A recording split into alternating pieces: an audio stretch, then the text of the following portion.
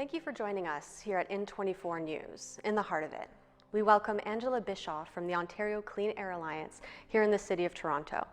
Angela is Campaigns Director at the Ontario Clean Air Alliance, winner and first runner-up of Now Magazine's Best Activist Award for 2013, 2014, and 2018, and she's been hailed as Canada's anti-nuclear angel. She's also been instrumental in phasing out Ontario's coal-fired power plants.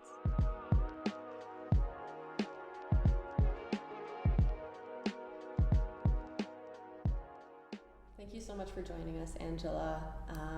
Let's just jump right in. Can you tell me about the Ontario Clean Air Alliance, what projects you're undergoing, a bit of your ethos and mandate and so on? Great. Thank you for having me.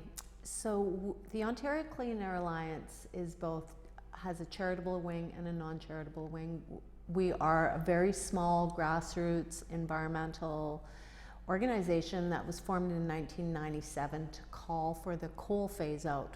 And you might recall in 1997 we had a lot of air pollution issues, and each summer we would have about 50 smog days. And so the public was really behind or supportive of a coal phase out. Coal was kind of demonized. We called for it 100% coal phase out. Various groups called for different, some called for 50%.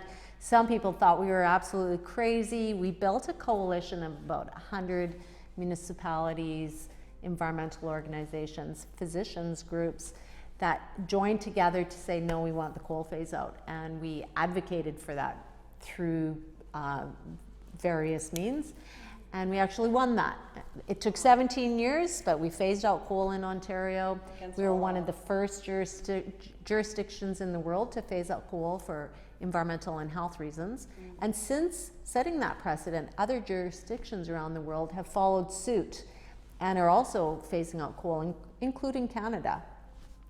But once things were on track to phasing out coal in this province, and the province was committed to shutting down our 5 coal-fired power plants, then we turned our attention, the Ontario Clean Air Alliance, turned our attention to phasing out Ontario's nuclear plants. We are the second largest jurisdiction in the world in terms of producing nuclear power, with our 18 nuclear reactors in Ontario. And so, and they're all old and they're all dangerous. And so we turned our attention to phasing those out. And then just last year, we turned our attention to phasing out gas in this province, because the Ford government made a decision, sort of a U-turn, because the previous government was phasing out gas, and we were down to 7% of our electricity grid from gas. The Ford government did a U-turn on that, bought up 5 old gas plants, and plans to ramp up the existing those plants and other provincial plants, ramp it up by 400% in the next 20 years. So now we've got the 3 prongs: nuclear, gas, and we won coal. That's really great. Can you tell me a little bit more about your team, how large you are, how you're funded? We're a very small organization. We're 2.5 individuals that work. Oh, wow. So policy, campaigns, and communications. And we're funded largely from individuals. We have a few foundations that give us some support, but mostly it's individuals, small donations, and that's how we do it. Amazing. I want to talk specifically about the gas-fired power plants and an overview of this specific issue, because this is really what is at the crux of the issue, I think, and is, you currently have a petition that's being pushed through. You have about 1,500 signatories, which is great. Could you please tell me a little bit about where you are in terms of your project and the petition, and how you kind of see yourself moving forward? So big picture plan is to ramp up gas, ramp up nuclear power, cancel all the renewables, cancel conservation. Makes no economic or environmental sense. Yeah. But we can only, lay the blame at the nuclear and gas lobbies. So they've got the ear of Doug Ford and the Conservative government in Ontario, and the renewables energy industry and conservation industry maybe doesn't have as much money or as much success at reaching the Doug Ford government. So the gas industry, you know, while the world is phasing out fossil fuels, and we have to because we are in a climate emergency, even the federal government has admitted that, governments around the world are committed to reducing emissions, even the Ontario government is committed to reducing our emissions in Ontario, greenhouse gas emissions, by 30% by 2030. However, they don't have a credible plan to do that, and the Auditor General has called them on that. So what do? They buy up 5 old gas plants that are in the province because, you know, the fossil fuel industry is tanking. The nuclear industry and the fossil fuel industry is tanking around the world because people are moving to a renewable future. So the Doug Ford government buys up these old gas plants and is working, I mean, Enbridge has applied to bring up a large amount of fracked gas, larger fracked gas from Pennsylvania up through Ontario, through southern Ontario, to fuel a ramp up of these gas plants in Ontario to increase supply of gas-fired electricity in Ontario, which promises to increase greenhouse gas emissions from the electricity sector by 400% by 2040. And then to feed the gas as well up through Hamilton, so they want to build a large pipeline through Hamilton, feed it up through southern Ontario, through Quebec, down into the New England states. And that whole direction is to feed the New England states with fracked gas because New York State won't allow Enbridge to feed its fracked gas through New York State. So they have to bring it up through Ontario. And this whole process is going to cost $120 million more than their projected revenues. So you and I are subsidizing Enbridge to bring their gas, fracked gas from Pennsylvania to the New England states, and also to ramp up our fracked gas plants, which we never were asked if we wanted to buy gas plants and ramp up fracked gas when we had many other alternatives to meeting our electricity needs. Very, very significant insight, so thank you so much for sharing that. Can we have a little word about fracked gas and its environmental impact for those who aren't aware of this type of energy, because it is significantly different than renewables, obviously, but as a gas product, could you tell us about what the environmental impact could be? So gas in the past, like conventional gas would be you stick a hole in the ground and you burst out the gas and you capture it and use that. But most of that gas is hard to get at, or there's not as much left. And so what they're doing now, 80% of gas in Canada is now fracked gas. So I don't like to call it natural gas. I prefer to call it fossil gas or fracked gas. And likewise, the Pennsylvania Basin is fracked gas, where the corporation will pump high pressure chemicals into the ground. It blows up, creates fissures, and the gas is released. You capture that. So it's polluting groundwater. It's destroying wilderness. And also there's tons of leakage. So the methane release or the carbon emissions are much greater for fracked gas than for conventional gas. So the proposed pipeline is between 20 and 30 meters in width. Could you go a little bit into details about that, and also where it's going to be passing? Is it passing through any conservation land? Any, provincially significant wetland or anything like that? So it's coming up through existing corridors from the States up into southern Ontario. And they have to expand a portion of the pipeline through Hamilton, right through Hamilton. And so it means creating a wider berth. And the 20 to 30 meters, that is, the equivalent of about 8 or 9 road widths, road lanes. But the pipeline itself is only, I think it's 4 feet wide. But they have to create that width. And so it's a huge destruction of nature, including it will go through the significantly a provincial wetland, significant wetland, called the Beverly Swamp. So it will destroy, you know, a provincially significant nature zone. Yeah. And then from there it'll go through various pipelines and through to various plants as well as around southern Ontario. Thank you again for that. I just want to make a note that to me this seems like a perfect example of the government privatizing gains and socializing losses, you know, whereas the environmental impact is something that the people have to deal with, and then the gains of, you know, increased energy or, you know, access to this energy is something that they can then utilize as some type of weird political platform to those who might not necessarily have done the research to figure out what the impact is. And that pipeline is owned by Enbridge.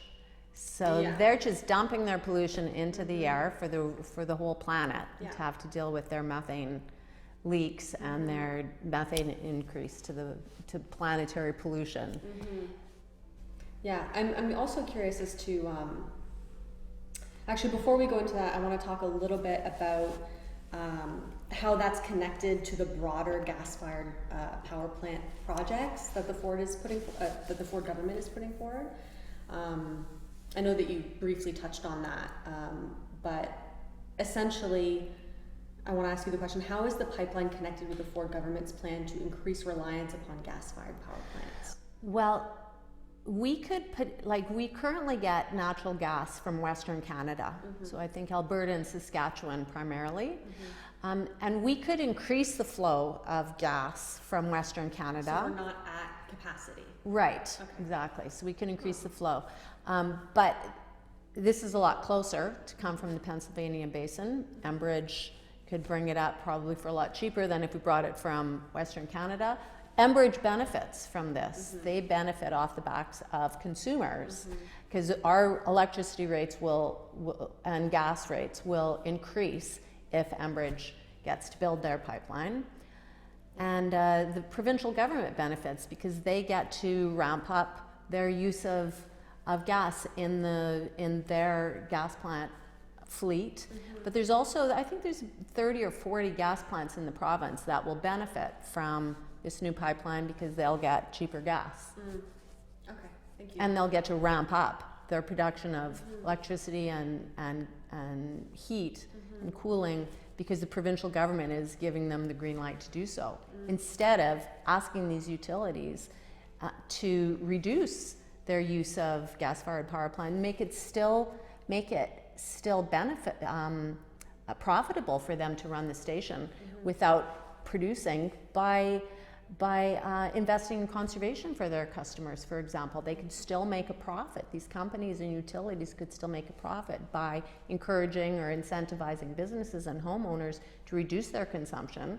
I know it's a little bit counterintuitive, but they can do that. They can make money by investing in conservation rather than producing gas-fired electricity, for example.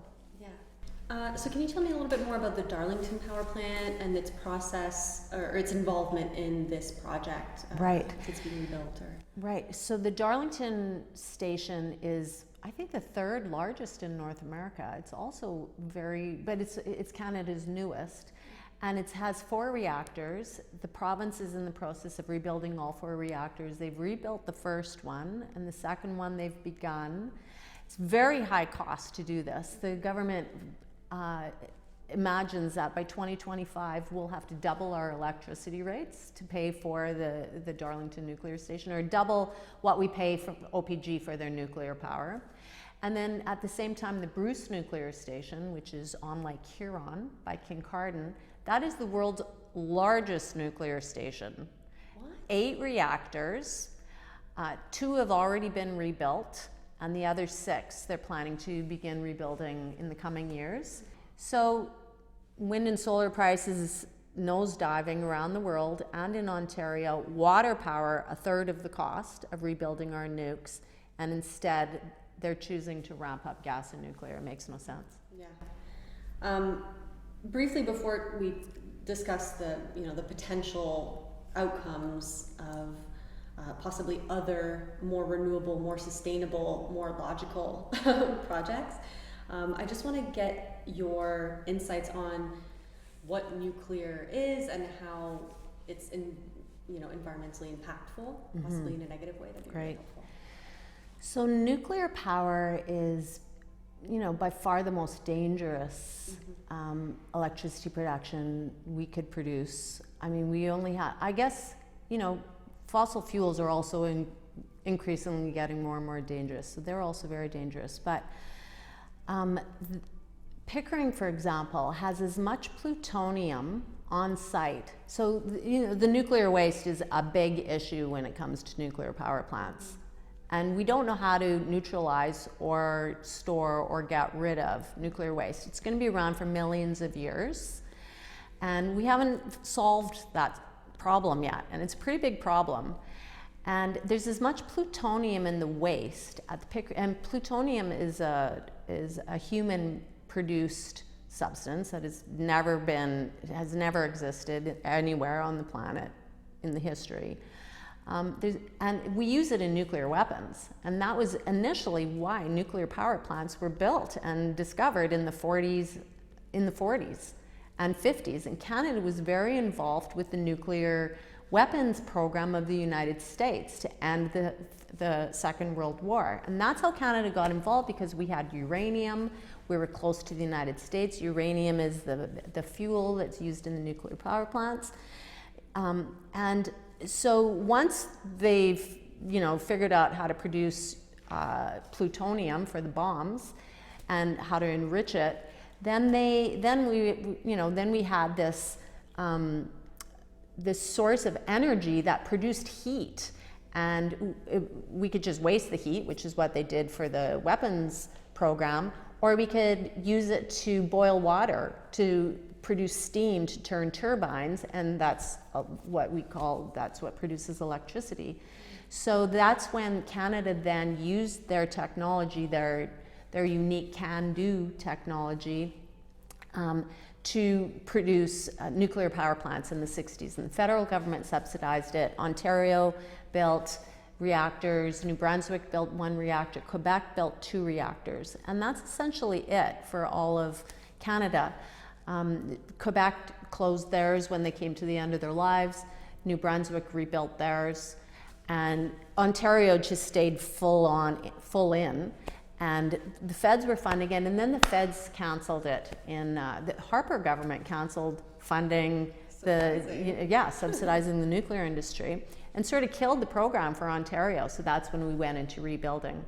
So the danger, plutonium, there's as much plutonium in the waste at the Pickering site alone, which is Canada's oldest nuclear station, as all the nuclear warheads on the planet right now. And there's like 15,000 nuclear warheads on the planet.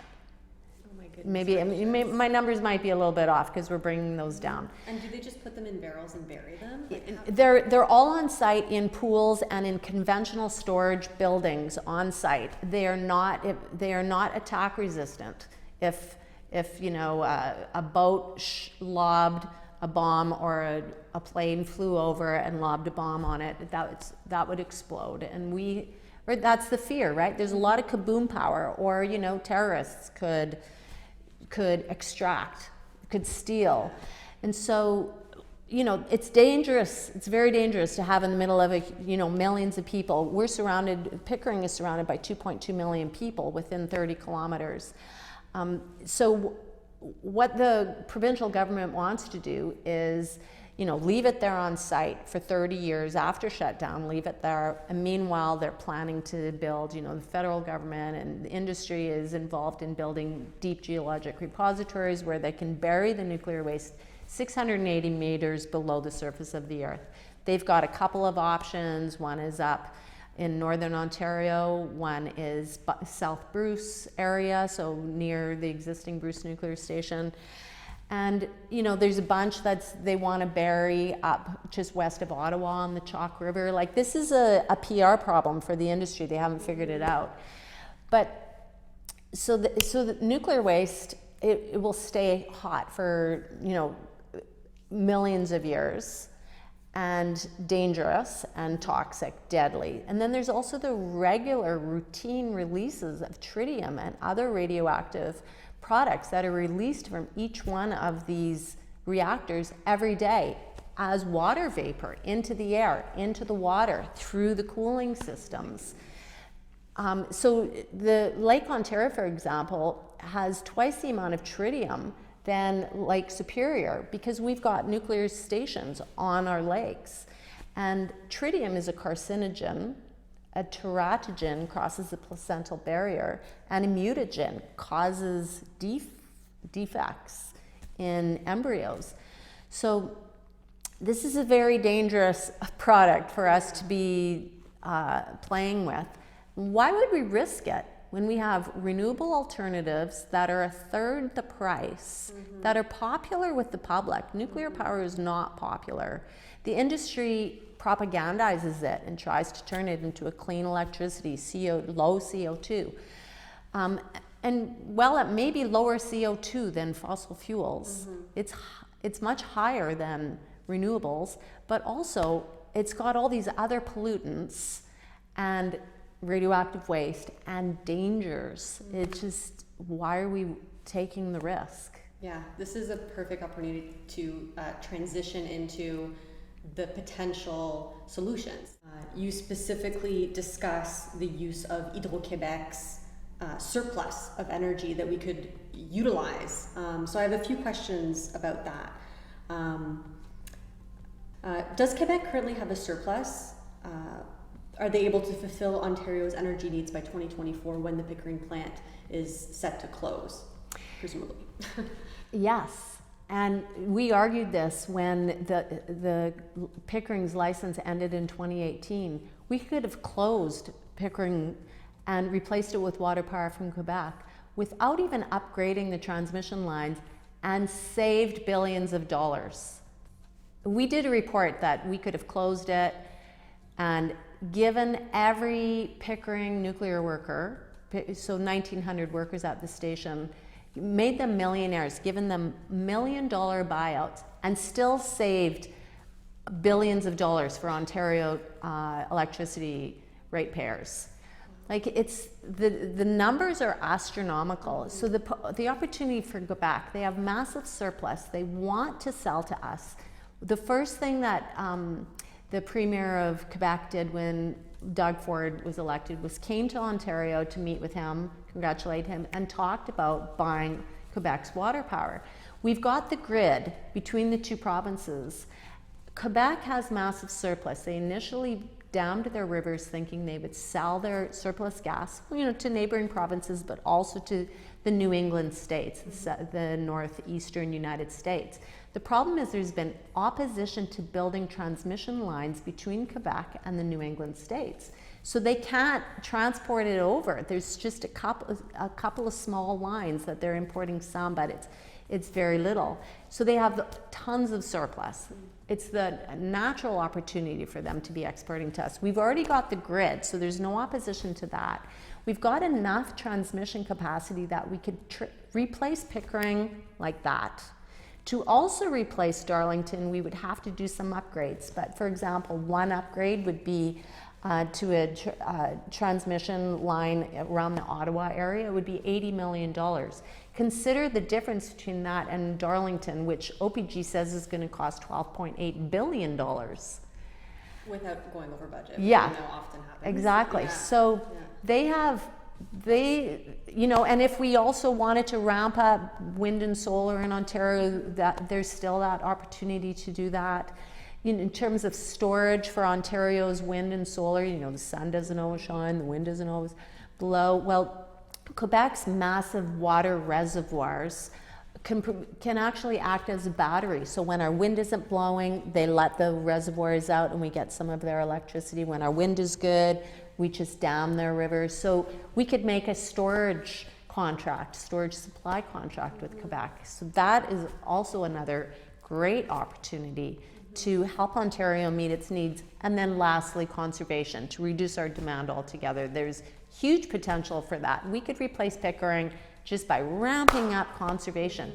The thing about conservation, wind and solar, is it takes a little bit of time. Quebec water power is already there. It doesn't even take time.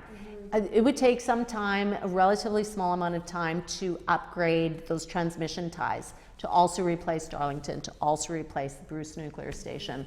But yeah, there's so much surplus. It's such a no-brainer. Yeah.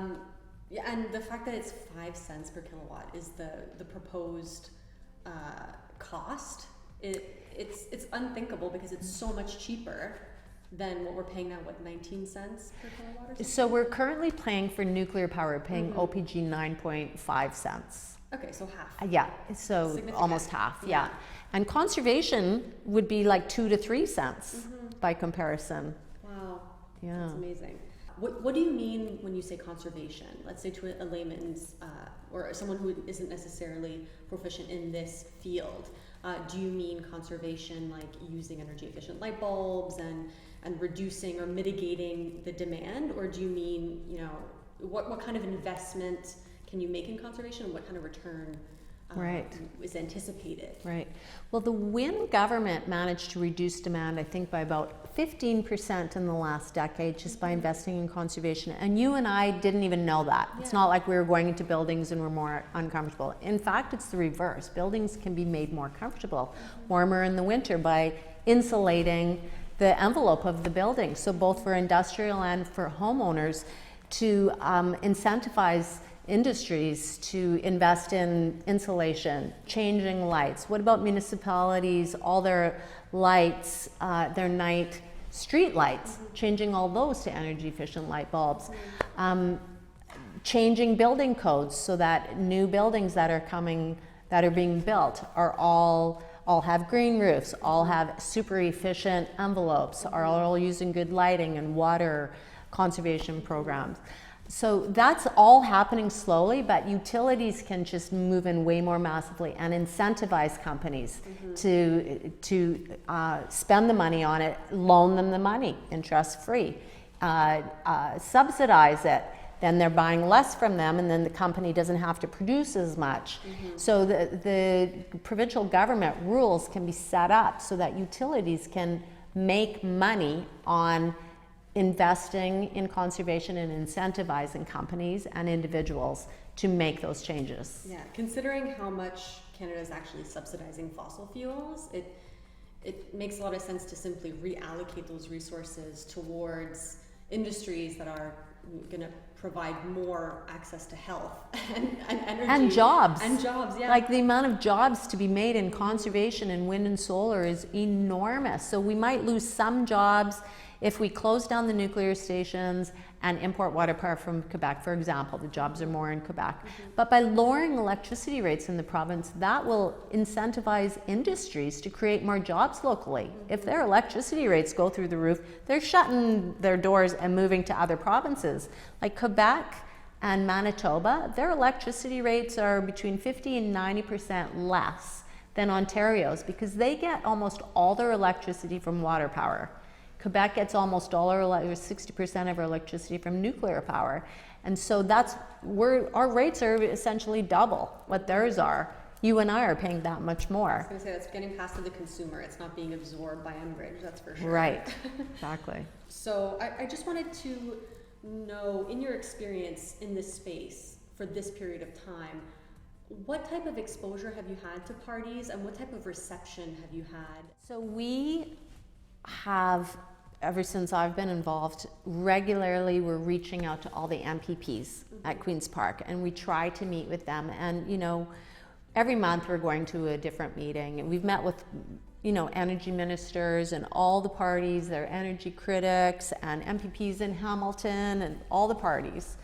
And I would say we get really good reception from all the parties. None of them have ever come back and said, oh, your numbers are wrong. Oh, this doesn't make sense. We are never challenged. There's no challenge to what, it's factual, what presenting, everybody gets it. So what are the other factors that are pressuring the status quo to keep moving forward? Well, the unions would be a factor. The Power Workers Union is a very powerful union, and maybe they have influence with the NDP, for example. But it's really hard to reach the top brass of all the parties. That's been our concern. So we were never able to actually speak with Kathleen Wynne, though we did meet with her staff. And likewise, we aren't able to meet with Andrea Horvath, but we're able to meet with, other MPPs in the party. And so I would say it's frustrating. We don't have very much access to the media. And maybe that's because the media get lots of dollars from the nuclear industry for advertising dollars. They, the Power Workers Union and the nuclear industry, OPG, Bruce Power, they're buying large ads in all the newspapers all the time. So they're not so open to our perspective. But, we get the odd op-ed published, or they ask us for a quote. But, it's frustrating to be truth tellers in this time of in this strange time, this climate era and this pro-nuclear province. Yeah. I'd really love to know how you think you were able to succeed in such a huge endeavor, and what strategies you're implementing now that maybe mirror those successful strategies in the past. Right. So we are, for the most part, modeling our current campaigns to phase out nuclear and gas on the coal phase-out campaign. So that started in 1997. And, there was a multi-pronged approach. One was to get the public on side, which was pretty easy at that time because there was a lot of smog. If you recall, around the turn of the century, we would have, 50 smog days in a year. And now we have none. And that's primarily because we phased out coal. But not exclusively. Also, cars have cleaned up since then. So we focused on getting individual support. Plus, we got the doctors on side. And we have the doctors on side. The Canadian Association of Physicians for Environment have signed on to our gas plant phase-out campaign. And we also got the provincial opposition parties on side. So we got municipalities on side, which we're aiming to get now, especially with the gas phase-out campaign. And we've got a bunch of community groups working to get resolutions at the municipal level to support the gas plant phase-out. And then we also got provincial parties, the opposition parties on side. And once we got, the NDP and the Liberal Party on side, they were both opposition at that time, then they put enough pressure. It was an election year that they got the Conservatives, the ruling Conservatives, they were the first government that actually agreed to the coal phase out. Wow. So we're trying to do the same strategy now. We're trying to get the NDP, the Liberal leadership, the Green Party is on side for both the gas plant and the nuclear phase out campaigns. So it's a political strategy, and we're reaching out to Ontarians. We're distributing leaflets across the province. This is the Hamilton leaflet, which is all about the Hamilton pipeline and the need to phase out gas. And then we have this, we're distributing this one across the province, Ontario's growing climate crisis, and that's all about the gas plant pollution in the province and the province's plans to ramp up gas. And we're asking people to sign, so that one is OntarioClimateAction.ca. And that, once people sign the petition, first it sends a message immediately to all the leaders of all the main four parties in Ontario, the provincial parties. An email goes out saying, I support a gas plant phase out. And then if you toggle the thing that we can be in touch with you, then over time we can send you updates on the campaign.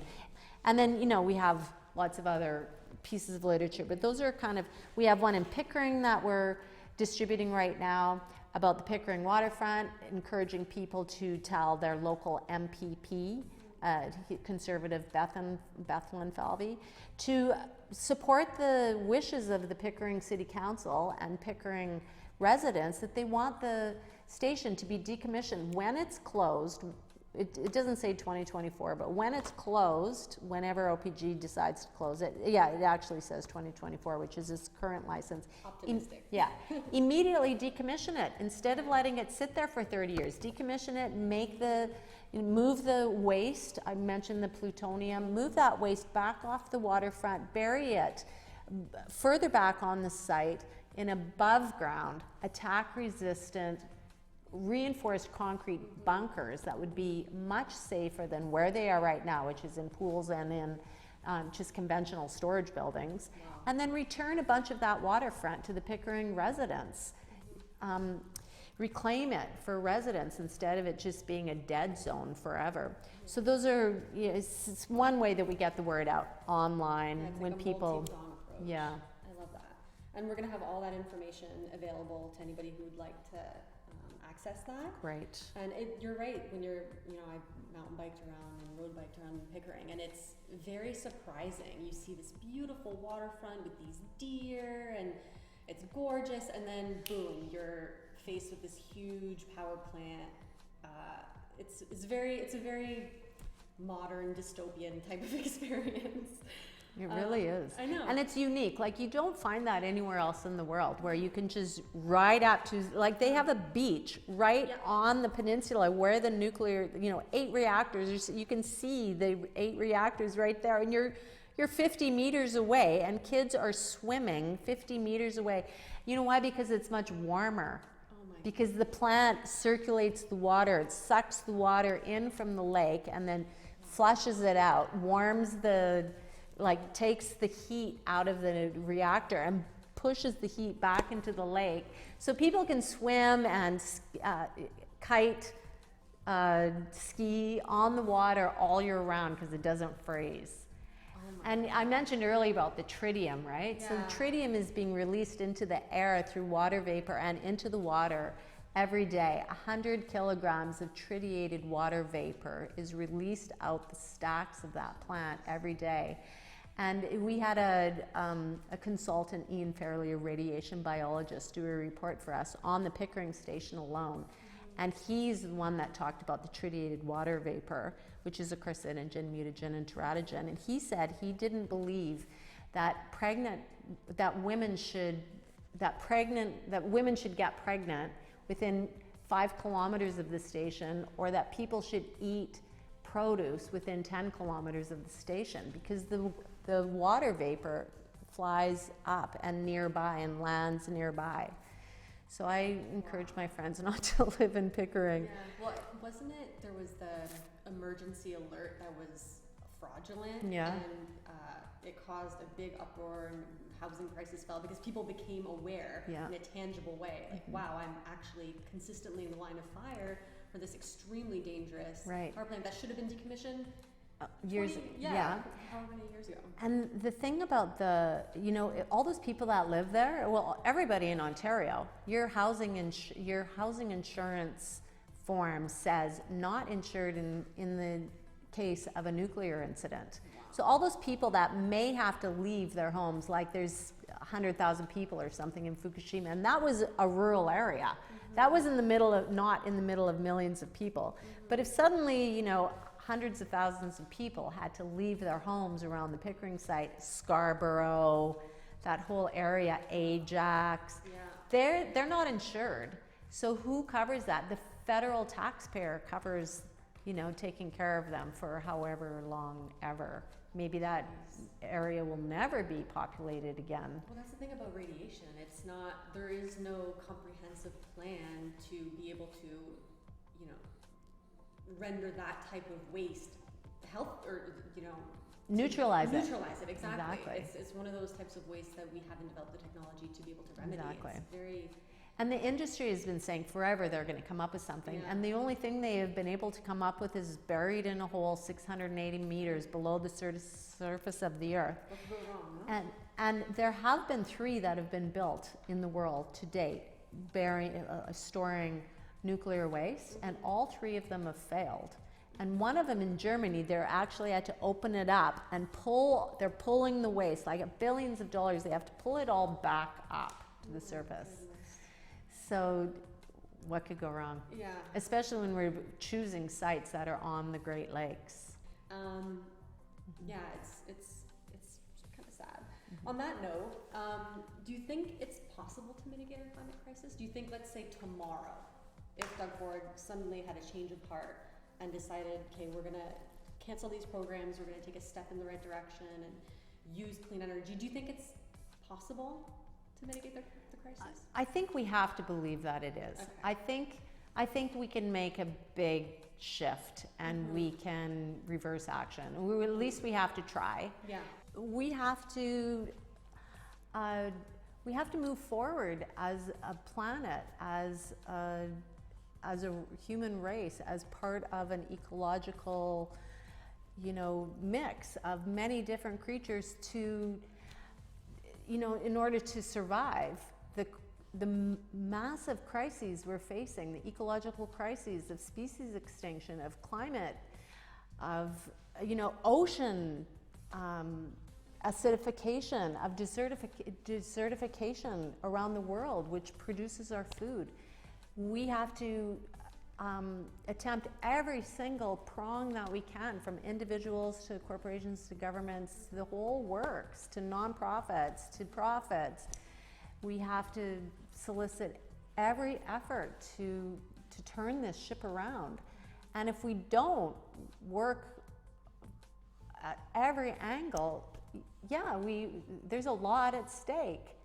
I truly believe the future of the human species is at stake.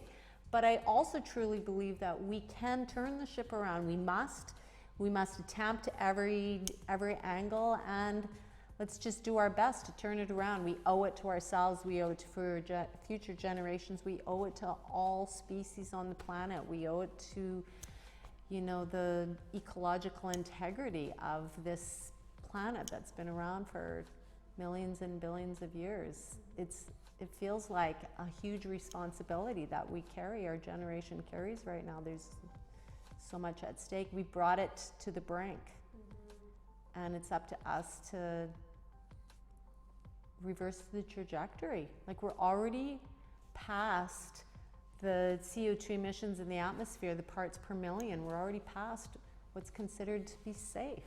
We have to pull back the emissions in the atmosphere, and we all have to do our part.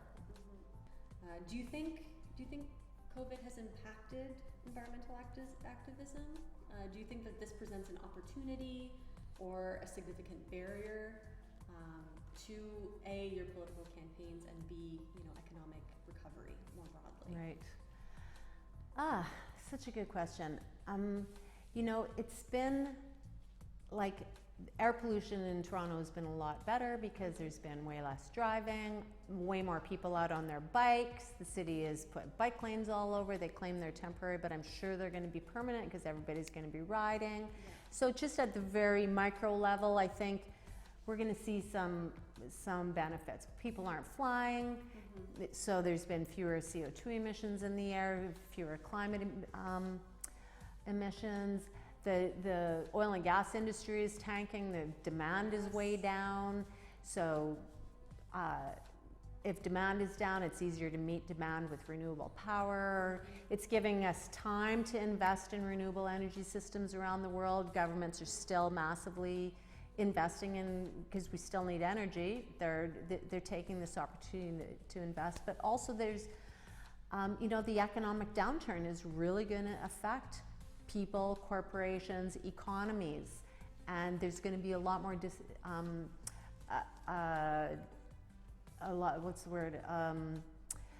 disruption. Both we're seeing it in our own lives, in our own communities, but also just globally, governments. There's a lot more disruption happening, and I guess that can be good for activism. It can be bad. So it feels like we're in a very vulnerable, potentially vulnerable period. And so I hate to think that that's going to be good for the environment. There's going to be some good aspects, some bad aspects. For example, when you host an event now, you can get thousands of people watching your event. Whereas, before, when we held an event at a community center, we would get 50 people out. Now we can get 500. So maybe we can spread the information farther and wider, but also that gives certain corporations the opportunity to surveil and to manipulate. And we're seeing that, the top 1% of corporations are doing exactly that. They're getting way richer, they're surveilling way more, they're bringing in different like censorships and media and stuff. Yeah, I think we have to maintain some sense of hope or optimism. It's a choice, you know, because not choosing that isn't very fun to do that route. It's not very fun to live in the world when you think we're doomed.